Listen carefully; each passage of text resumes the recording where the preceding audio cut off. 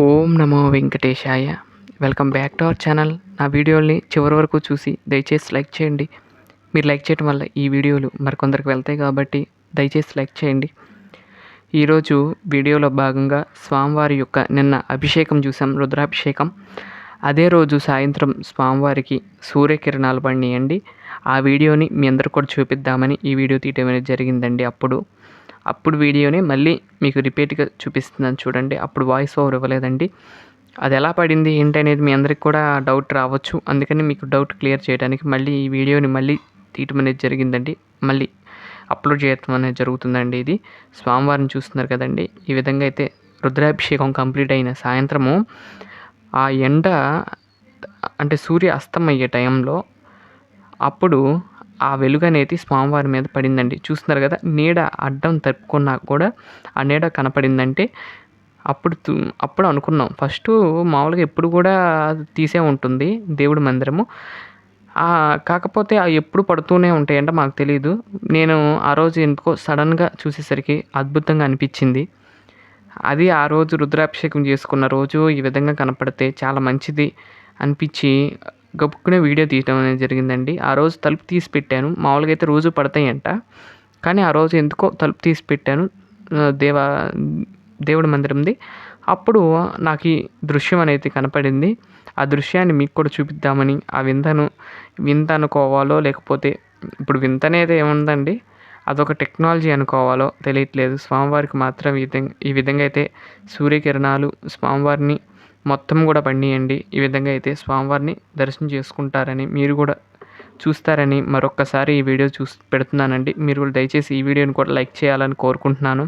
నిన్నటి వీడియో ఎలా ఉందో కామెంట్ చేయండి. స్వామివారికి రుద్రాభిషేకము ఈరోజు స్వామివారికి ఈ విధంగా అయితే చూపిస్తున్నాను ఈ వీడియో. మీకు నచ్చితే కనుక లైక్ చేయండి. నా ఛానల్ని ఫాలో అవ్వాలని కోరుకుంటున్నానండి. ప్రతిరోజు కూడా ఈ విధంగా అయితే స్వామివారికి సూర్యకిరణాల అభిషేకం జరిగినప్పుడు తీసిన వీడియో అండి. ఒక అరగంట సేపు స్వామివారి యొక్క అక్కడ పడుతూనే ఉన్నాయి. మామూలుగా అయితే వెంకటేశ్వర స్వామివారి వక్షస్థలంలో పడతాయండి. ఆ తర్వాత స్వామివారి యొక్క పాదాల దగ్గర పడతాయి. ఈ విధంగా అయితే ప్రతి సంవత్సరం పడుతూ ఉంటాయి, ప్రతిరోజు పడుతూ ఉంటాయి.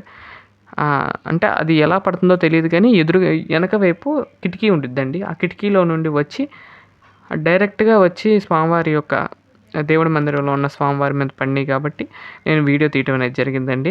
మరి అది అది న్యాచురల్గా జరగవచ్చు, లేకపోతే ఏదన్నా అవ్వచ్చు, కానీ స్వామివారిని ఈ విధంగా అయితే దర్శనం చేసుకోవడం చాలా ఆనందంగా ఉందండి నాకు. మీరు కూడా చూస్తారని స్వామివారిని మరొకసారి చూడండి. స్వామివారిని అది లైట్గా తగ్గిపోయింది. ఇందాకలా చాలా బ్రైట్గా ఉంది నీడ అనేది, ఇప్పుడు కొంచెం తగ్గింది. ఇంకా కాసేపటికి ఇంకా తగ్గిపోతుందండి. అంటే సూర్య అస్తమయ్యే సమయం అండి అది. సూర్యుడు అస్తమించే సమయంలో ఈ సూర్యకిరణాలు అనేవి పడినాయండి.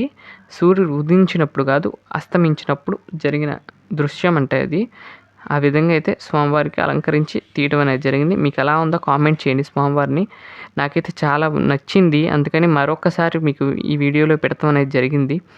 ఇదండి, స్వామివారిని కళ్ళులారా దర్శనం చేసుకోండి. మీరందరూ కూడా వెంకటేశ్వర స్వామిని వారు కూడా దర్శనం చేసుకోండి. కిందప్పుడు స్వామివారిని ఆ విధంగా అయితే అలంకరించాను.